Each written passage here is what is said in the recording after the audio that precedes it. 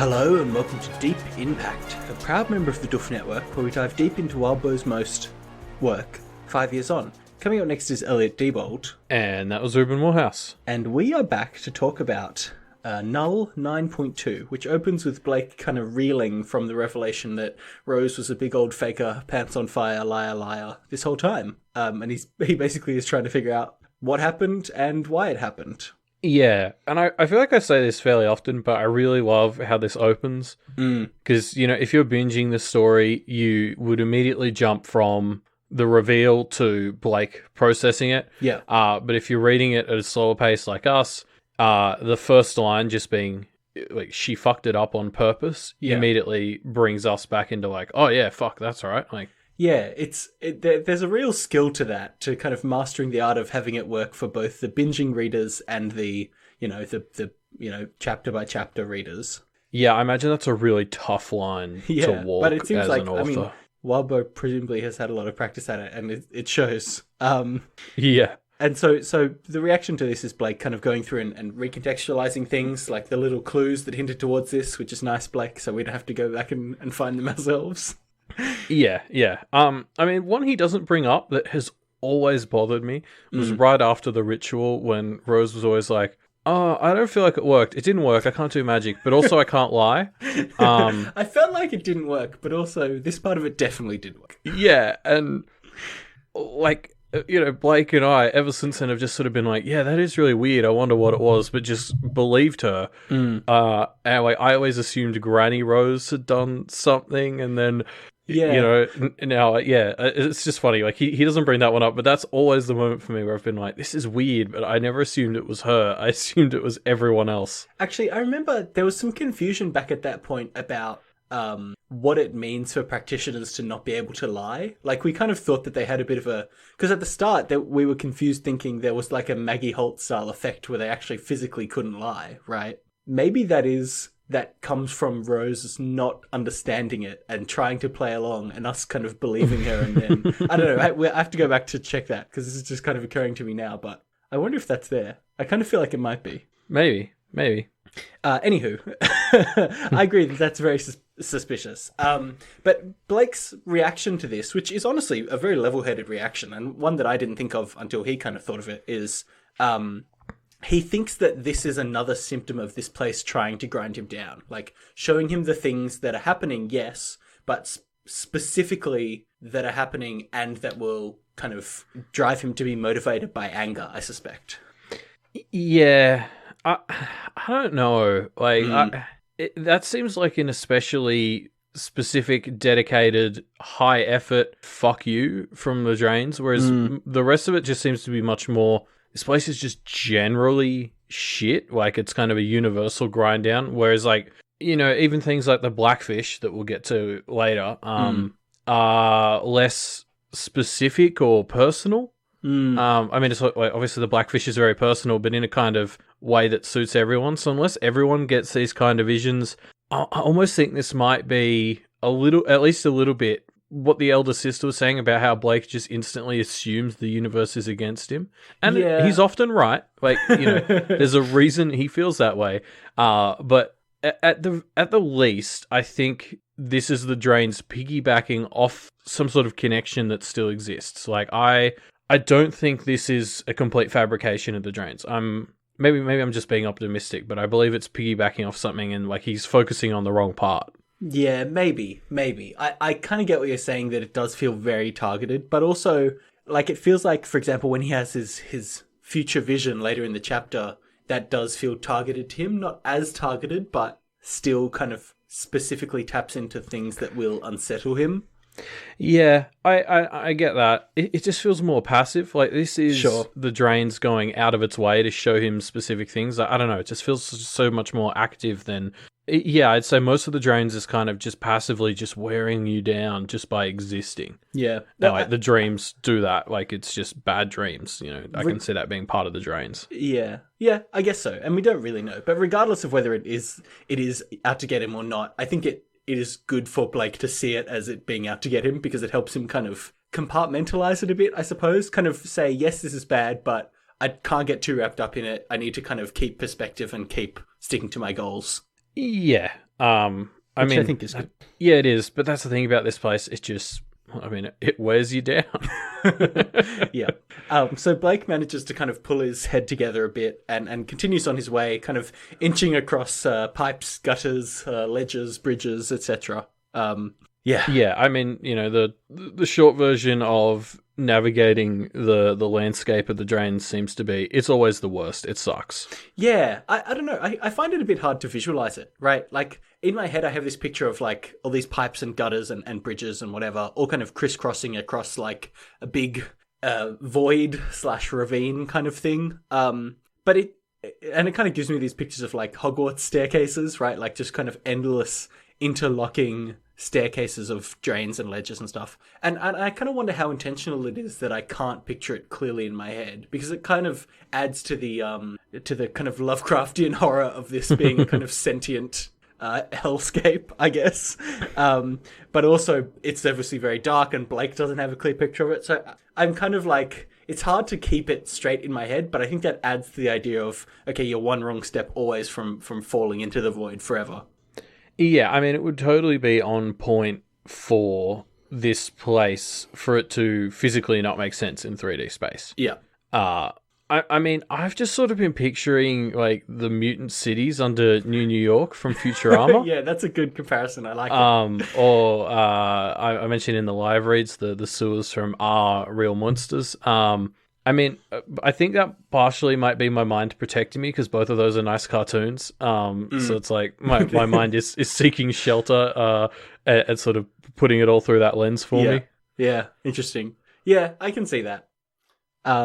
So Blake kind of makes his way through the drains and eventually comes across a large water mill next to a bridge. And there's a lot of water kind of flowing through this mill being dumped down into the void. And on the bridge around the mill, there is a small settlement.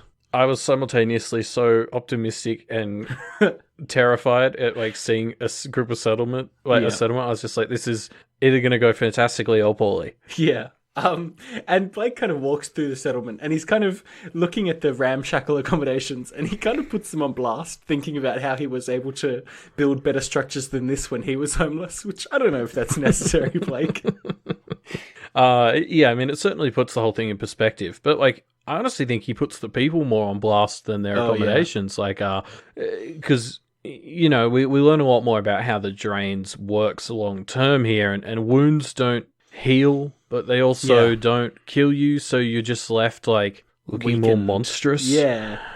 And the people are kind of in this weird place where they seem to be on their slide towards monstrousness, but they're very still kind of maintaining their generousness. Like, it's very interesting because I feel like you can kind of take from it the idea that there are two conflicting themes here, right? And one is, even in the worst situations, people can maintain their humanity and their kindness, which these people have done. But the other reading on that is just that these people are slowly losing their humanity, and therefore we're seeing them before they turn into the monsters. Like, I don't know. I wonder which of these we're meant to take, or if it's meant to be both of them. Yeah, see, my understanding or my theory is a bit more in the middle. Like, I think it's more the latter. We're watching them mid transition, but I think they're going through a slower descent because they're a group and they're sticking together and they've got, like, quite a noble goal. Like, they're trying to take care of the kids. I mean, these kids are running around with goblins in their hair, so, like, I don't know how well they're doing, but like, I feel like that sense of community and the sort of noble purpose might be holding them better together than, like, other people like Blake or Green Eyes who are just sort of wandering alone. Maybe the point to take from it is you can give up your humanity for a short-term benefit or for some kind of miscellaneous power, but the hidden cost to that is giving up your humanity is what makes you slide further and further down the path, right? Like, your humanity is kind of a shield against the drain. Yeah, for sure. I mean, that's sort of the conclusion Blake comes to you're right. Soon. Yeah. I guess that's just kind of seeding this. Also, these people slowly turning into, like, insects, animals, beasts, whatever, is very, like, horrifying and cool. But don't say that too loud. It reminds me of, like, Davy Jones's crew from Pirates of the Caribbean 2 and 3. It's, horror-awesome. Yeah, I love it. So Blake is about to head off, but he gets kind of grabbed by a woman who kind of indicates danger ahead with some charades, I guess. Yeah, Charades Champion 2014. This Yeah, woman. she does pretty well. Blake seems to get exactly what she means immediately. And so she kind of calls over and what seems like an elder of their group who kind of escorts Blake through this dangerous passage that's up ahead.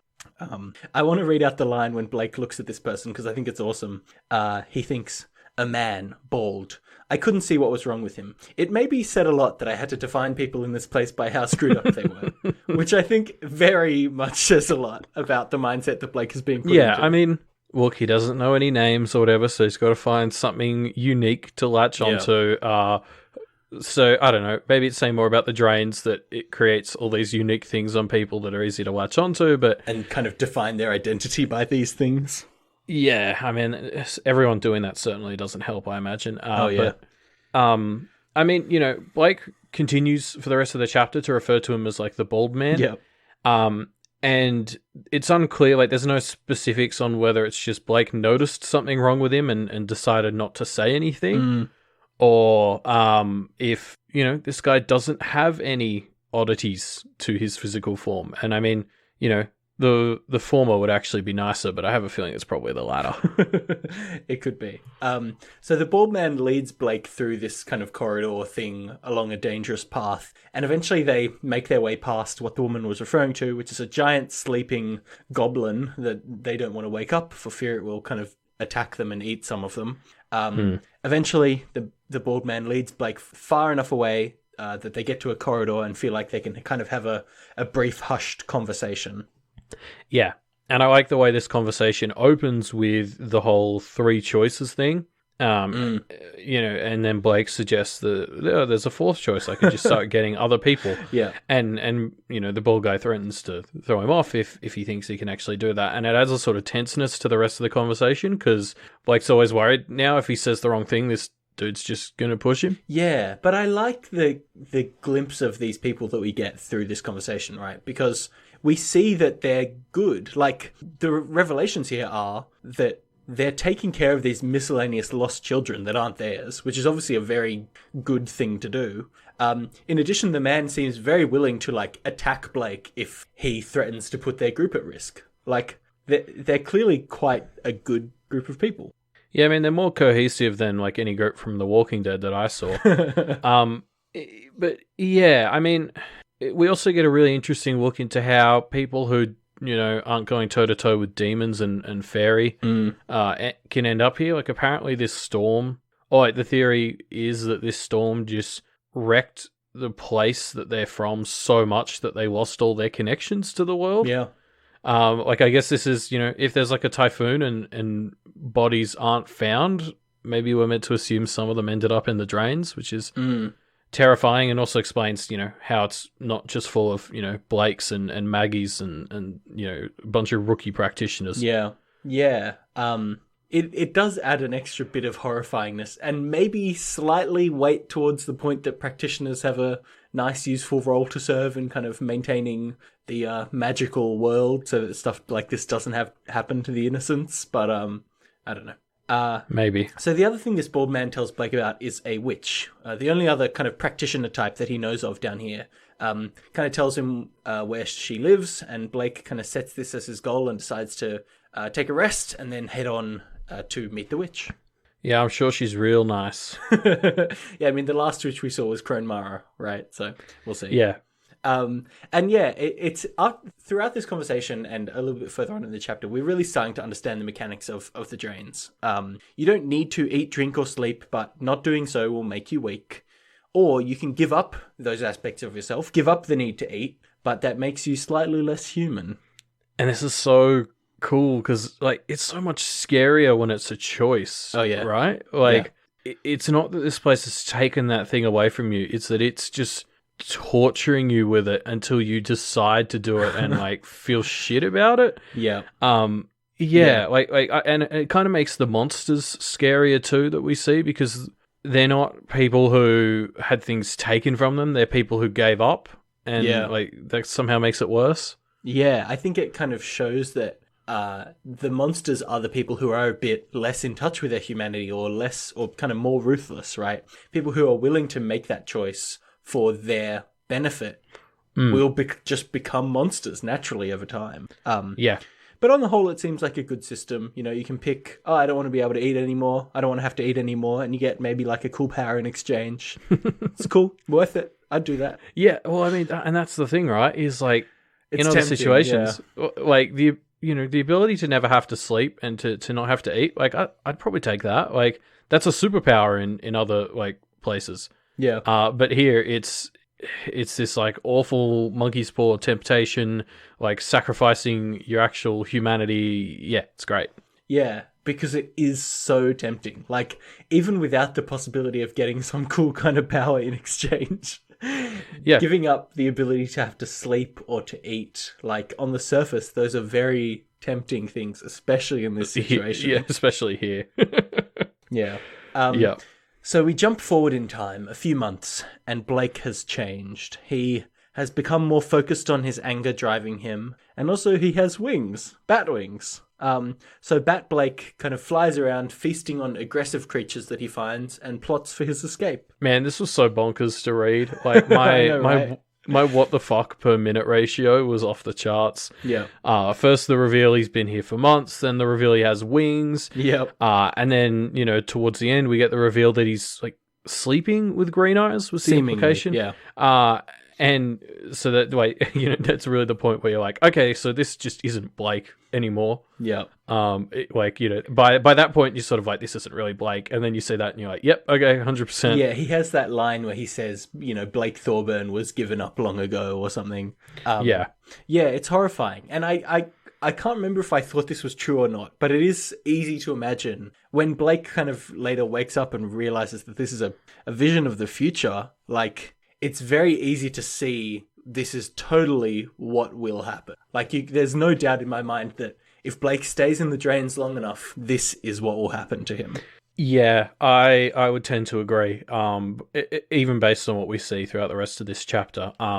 And yeah, I mean, I'd like to be able to say, or, even if I wanted to lie and say, oh, I didn't fall for this, like anyone who followed my live read knows for sure I did. And I stand by falling for it. I don't think that would have been the most bonkers thing to happen in this story. It would have been right up there for sure. But yeah, it was a great sleight of hand. Yeah. No, it's cool. And it's so interesting as well because we see the useful decisions Blake has made. Like Blake has turned himself into someone who doesn't just exist in this space, but kind of thrives in it. And also seems to have the idea of like being helpful to other people. Like he brings stuff to other people possibly that he catches from monsters that he kills. Like he's helping feed other people, bring stuff to Green Eyes. Like it's easy to see this version of Blake seeing that as the right self-sacrificing thing to do. But he's obviously kind of slid on the path to becoming a murderer as well. So it's very easy to be like, I don't know, like weighing up the pros and cons of going down this path. Yeah, you're right. I mean, like really, in a way, this vision's tempting him by showing him how if he grinds down the positive parts of his aspect of his personality, it grinds down the negative ones. So, like the whole thing with Green Eyes, that's his biggest trauma. And, this is basically the drain saying, hey, we can make that not an issue. And it's like, you're sick of being small and afraid, we'll make you the biggest predator in here. Like, it's appealing to his want to get rid of the negative aspects of his personality and saying, well, is this worth it? Like, give up some good bits and we'll take away those really bad bits. Yeah. Yeah, it's intense. Yeah. So before we leave, this troll passage, I want to talk about how cool I thought this was because in almost everything else I've ever seen or read, fake out dreams are the worst. Like nobody likes, like the end of the chapter and it's like, it was just a dream, right? I mean, it's either usually really transparent or kind of cheap. Yeah. But I really enjoyed this one. Like there was a sense of when I found out it was a dream, it was like, oh, thank fuck, rather than like, oh, are you serious? Which would, I feel like would normally be my reaction. So I was trying to figure out why. And I think there's like a few little things like, Pact is so crazy. I was just willing to believe it. Like it didn't feel over the top. And how it was in the middle of a chapter. But I think the biggest reason this works is because it's in the story. Like this is something that has an effect on Blake. It's not just used for a cheap, like, oh shit effect. I mean, it achieves that as well, but that's not the main point. It's a message to Blake that we see in process. Like, the first things after he wakes up is him being just as, oh shit, was that real or not, as we're kind of going through at that time. Yeah. So I think, like, the fact that it works in story so well means that, like, it doesn't bother me like I think it should. Yeah, I mean, the fact that this is a motivating factor for Blake, I think, is what kind of gives it a pass in my eyes. Because it's not just here to shock us as the audience, it's here to shock Blake. Exactly. Yeah. So he wakes up from his vision, and he kind of presses on, being reminded of his mortality by the various wounds he's suffered since he came here. The bugs, Green Eyes kissing him, apparently stung enough to leave a bit of a stinging wound. And he eventually comes to a dark bridge over some stinky water. Yeah, and I love all this bit where he focuses on all the wounds and all his pain, because he kind of has to hold on to it. And it's like, because now, in the back of his head, there's that knowledge that he can just switch that part of him off. And it's like, if the pain's getting to you, turn it off. Yeah. And so he's got to kind of, like, push through it. Like, I don't want to say revel in it, because that's probably achieving a similar sort of disconnect. Yeah. But he's very much like, he's in so much pain, but it's like he knows now he has to choose to endure it as well. Like, that makes it worse, in my opinion. Yeah, he knows he has the choice to turn off some of this stuff, which is very, I don't know, it does make it worse, doesn't it? Well, it's always nice to have a safety net, but we'll get there. Yeah, okay. So he comes to this bridge, and this he has this encounter with this tentacle creature, and I think we both kind of had the exact same reaction, like, oh, a water creature, I hope it's Green Eyes. And then it's not. It's definitely not. And we have this really weird slow confrontation where Blake is like slowly twisting and contorting his body to try and avoid these tentacles that he can sense from the cold that they're radiating, trying to make sure that it doesn't catch him and he can kind of get through it. And it's this great slow motion scene, which I really love. Yeah, it's kind of terrifying. Like, it's just a little kraken-y tentacle monster coming to get him. I like the bit before he gets here where he sort of realizes sort of what we were talking about last chapter, about how, like, Midge and the other boogeymen from that, like, Rose would summon, probably come from here and have gone through the transformations this place allows. Yeah, like we see in that vision of Blake in the future, like, he's only one step away from presumably a practitioner catching him, binding him, and turning him into another Corvidae. Or you summon the man bat and he comes and rains terror on all your enemies. Yeah. You're right, and it kind of makes me recontextualize stuff like this tentacle monster that Blake is avoiding, right? Like, who knows what the story is? Like, maybe this is what Green Eyes will turn into in a year. I mean, or this could have been an accountant. Like, we don't know. Why an accountant? I mean, it could have, but is there some connection that I'm not aware of there? No, that was just the first thought that popped in my head for a random sure, like, everyday job. Sure. So Blake is twisting, avoiding these tentacles, and it seems to be working until he gets another vision. Alexis is crying, and Alexis doesn't know why. She can't put her finger on why. Yeah, and Wildbow manages to slip in a nice little line about how things are getting ugly in Jacob's Bell. So, like, we're already sort of missing out on presumably the start of the Lordship Fuckfest. So, the sort of concern on multiple fronts. Yeah. Because, like, we're sort of clinging to the hope that Blake will get out of here. And, if he's getting out of here to go to Jacob's Bell, that's going to be like a war zone. It's like, I don't want this. I don't want this to be a lateral transition. Like, I'm kind of hoping this is the bottom, and it's all uphill from here. No, yeah. You're right. I want to touch on this vision because it feels so perfectly timed that this, to me, kind of confirms Blake's suspicion that this place is working against him. Like, this, it's a perfect timing of this vision that distracts him long enough for the tentacle monster to get him. Like, it feels too coincidental to not be intentional by the Drains. Yeah, I mean, and it also makes him angry and more liable to fight back, I think. Yeah, I don't know. I'm going to maintain that this is a connection that the Drains is piggybacking on, and, like, maybe the Drains is choosing what to show him or whatever, but it's piggybacking off something that exists because that gives me hope, and that this hope is all I have right now. Yeah. Okay, fair enough.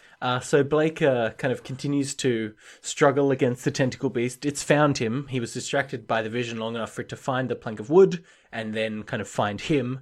But he struggles against it, and he manages to get off of the bridge and kind of escape around the corner, collapsing with only 1 or 2 injuries from this thing. Although his leg is pretty messed up. Yeah, but like all of him is at this point. Yeah, true. Like he just sort of lies there for a few hours until he can move. Yeah. And one of the things he does as he's kind of regaining his strength is listing his reasons to keep going. He talks about Evan, of course, Alexis, Tiff, Tyler. He wants to ride his bike and he wants to kill those are his prime motivations. And it's interesting because one thing that is completely absent, both in the positive and the negative, is Rose. And I'm not sure if that's a good sign or a bad sign. Like, he doesn't say that he wants to get back and confront Rose. But he also doesn't say that he doesn't want to do that he wants to, like, reunite with Rose, right? Like, he's not rage motivated, yes. I suppose, which is at least a good thing. Yeah, especially because in the Vision Dream thing, she was very much a driving factor. He wanted to get out to get revenge on her, was something he said in his narration there a couple of times. So it's, you're right. Rose isn't a positive. She's not a negative, but she was in the Vision, so it's like something to keep an eye on, I think. Like, watch the trend of how he thinks of her. Yeah, definitely. So Blake is able to finally, after hours, pull enough strength together to get back up and kind of hobble along. And he eventually comes to the Witch's Town, another kind of ramshackle-looking town. And on the bridge to get into town, he passes by a man that's wearing all black. And this man calls out to him in a familiar voice. And it's Carl. Yeah, okay. We'll get back to that in a second, because shit. But yeah, I love when he's first introduced. It's like everything he's wearing is black. It's like black shoes, black socks. And the text. Scarf. Yeah, the text goes so far out of its way to tell you about how everything's black that you're sort of like, okay, so what's this then? Yeah. There's like the word black is in the same sentence about 8 times. Like, there's no way you can't like be like, huh?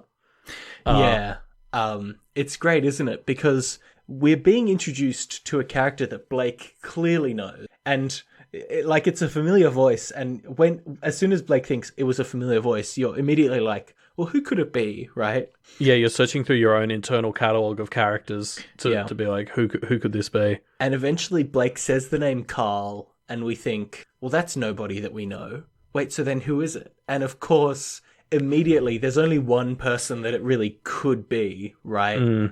And so, having never heard anything about who this person actually is before, we kind of immediately are able to click with why this is so bad and why of course it's this person, because we're in the drains. Like, who else would it be? Yeah, you're right. Like, I think the second any of the characters that we know is ruled out, Blake's like visceral reaction, like there's the bit where he says, to say my heart dropped out of my chest didn't really do the feeling justice. It was more like a giant brutish fist had reached up from under me, fingers gripping everything inside the rib cage and just tore it out, leaving me hollow. Yeah. There's only a handful of things Blake would respond to like that, and there's only one that we haven't seen in the story already. Yeah, and that makes perfect sense to show here. Yeah. I love the way that Blake puts it together with the idea of the blackfish that Green Eyes mentioned before as well. It again it's such I was going to say I don't think I would have put that together if he hadn't. I'm glad he said that. Yeah, me neither. But it's such a cool piece of like the world of the drains involves you coming face to face with your blackfish, right? Mm-hmm. It's great. So Blake runs away from Carl, and in running away, he almost falls off of this bridge and into the void. But kind of manages to basically catch himself by sticking his arm into a pile of whatever iron strats that are holding up the bridge. Yeah, I very much sort of viewed this as like a very Indiana Jones style movement where he's like jammed his arm in somewhere, and so he's just kind of hanging there, stuck off the edge. Like if Indiana Jones didn't care about his arm and was okay with fucking up his arm beyond belief. Yeah. That's how I picture it. But yeah, he kind of is able to stop his fall and pull himself back up. And he gets up and immediately he calls out to Man, Levin, and Lewis. Whew. Like, yeah, and this is what we've been talking about he should have been doing. Like, in Arc 4? Yeah, oh, and that's the thing. Like this moment hits you so well because calling the lawyers has been sitting over our heads for like 7 arcs, really. Yeah.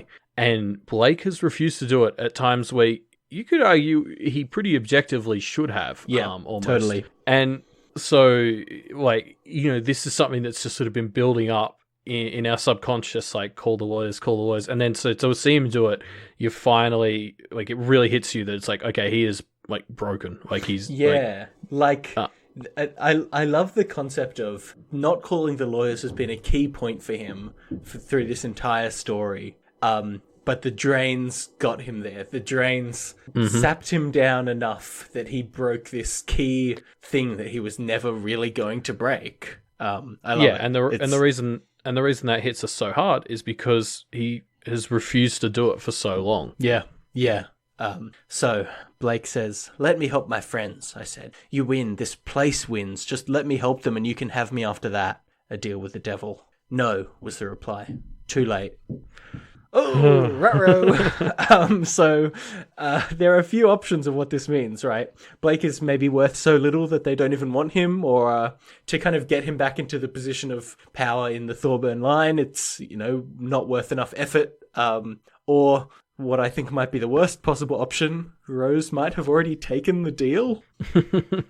I'd never thought of that. That's awful. Mm-hmm.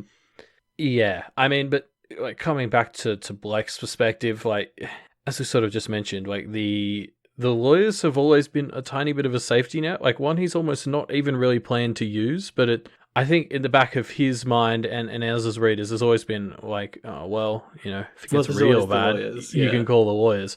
And now they decide to show up and just tell him to go fuck himself.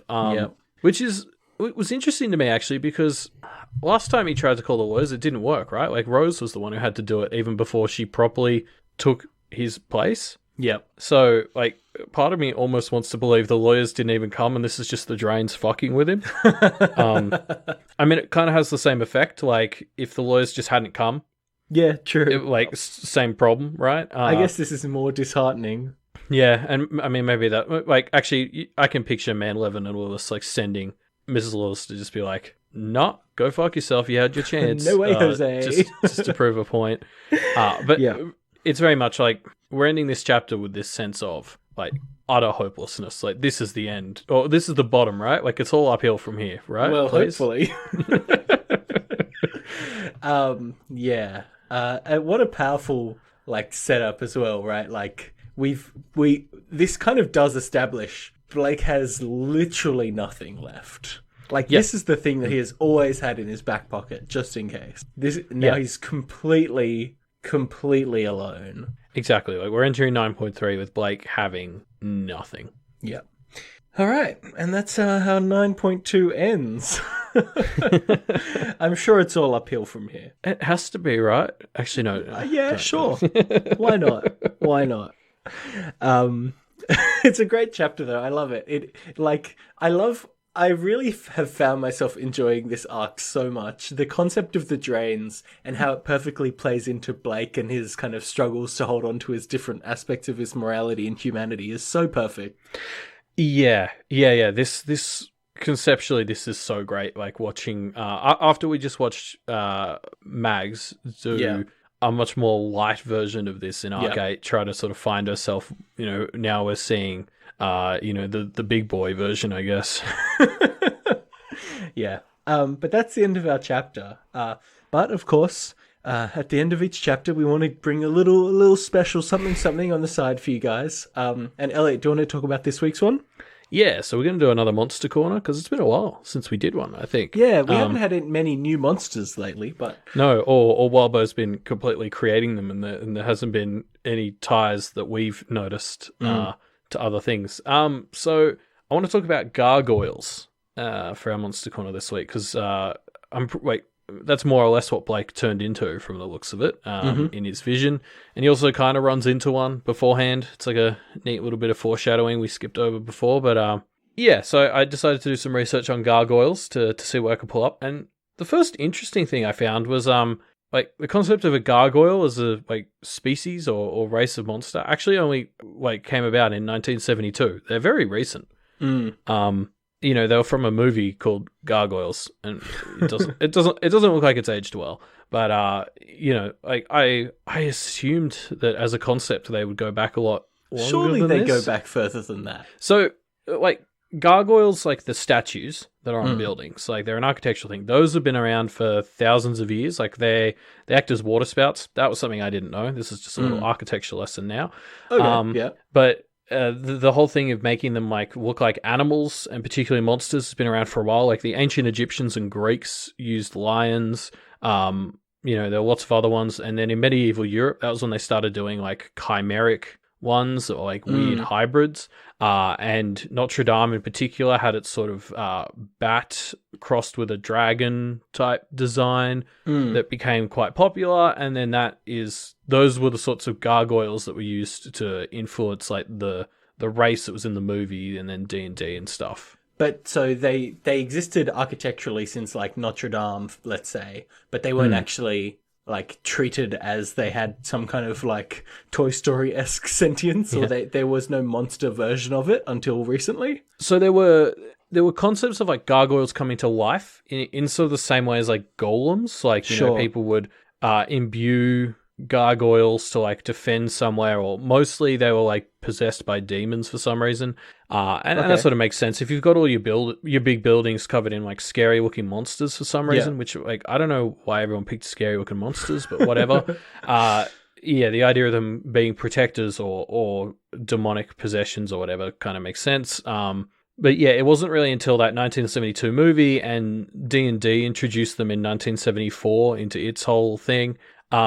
The concept of like a gargoyle as we would probably picture it as like the kind of human bat dragon hybrid things, as like separate to being a statue. Yeah, so in most things, in everything pre-1972, it was like a gargoyle coming to life, but it would just be in the form of whatever the gargoyle was. So like a movie about gargoyles or a story about gargoyles might have featured like lion-shaped gargoyles. Like the attribution to that specific form that I at least picture when I hear the term is from the 70s basically. Interesting. That's so interesting to me that these statues were made but not of an existing mythology. That feels strange. Yeah, and I mean often a lot of the statues would be specific dragons or mythological creatures or whatever. But the Notre Dame ones were just kind of a weird chimera that, became its own thing a couple of hundred years later. There you go. Not a couple hundred years, many more. 700? The Notre Dame was, what, 1100 to 1200? Yeah. Something like that, yeah. So I don't know, like not as much deep lore to tie back into Pact as I thought, but I learnt some interesting lessons. There you go. And because, I thought there might be some stuff to do with gargoyles and like how they might tie into Blake. Because when I first saw he had wings, I was like, oh, well, of course it's Blake. Like wings makes sense. But gargoyle lore doesn't go back enough for me to pull out imagery there. I guess in D&D they're chaotic evil, which is not good, and the dream was not good, so that connects. It's a connection. Yeah, interesting. I guess one thought of that, and this isn't super to do with gargoyles, but I kind of see it as, Blake obviously has a lot of bird imagery around his tattoos, and Evan. And I guess bat wings are like a perversion of that. Like they're the evil version of what you might expect him to get. Yeah, exactly. And that's sort of I was thinking maybe there'd be more to that with gargoyles, but I guess the whole thing about them being statues and sort of part of the the foundation or whatever of a building, like they're part of the scenery. You could that was sort of what happened to Blake. You can make some connections there, but in terms of actual gargoyle lore, it turns out there's not much to pull from. Okay, interesting. I guess that's our discussion on gargoyles, and that wraps up our discussion on Null 9.2. Thanks everybody for joining us. If you have any thoughts about gargoyles that you want to share, any interesting gargoyle tidbits, or any other comments on Null 9.2 in general, the place to go is in our discussion thread, which will be linked down below. And of course, the other place to reach us is on Twitter, which is at MediaMD Podcast.